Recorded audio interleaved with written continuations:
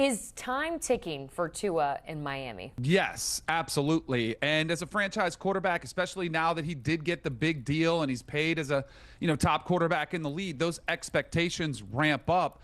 Unfortunately, I think the playoff win drought continues. It's been 24 years since the Dolphins saw a victory in the playoffs. They're 0-5 since 2000.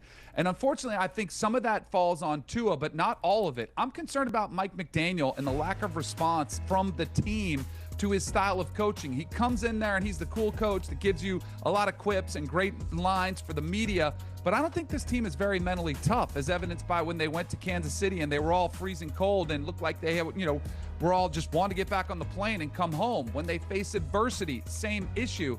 They've made some changes, and they need to get back to physicality. What concerns me for Tua and the Dolphins is look at what some of the other young quarterbacks were given. Like, I wish the Dolphins would have made a move like the Eagles going to get a Saquon Barkley to give to Jalen Hurts. I like a Derrick Henry to give to the Baltimore Ravens. I mentioned Brock Purdy. We just talked about him. He's got a Christian McCaffrey. I wish they would put more into the run game as a physical presence so that you don't have to rely on Tua to throw the ball so much and to throw for over 4,000 yards and to subject themselves to the types of hit. You mentioned it. The injury history is real. So I have concerns about that. I have concerns about the Dolphins and how this team makeup is going to be with team chemistry. We saw Tyreek Hill gave his 5 top quarterbacks. Tua was not one of them. People were upset saying Tyreek Hill, was a bad teammate. I'm like, well, he can't lie. He can't go out there and make the case that isn't accurate. So I'm a little bit concerned about the Miami Dolphins heading into this season.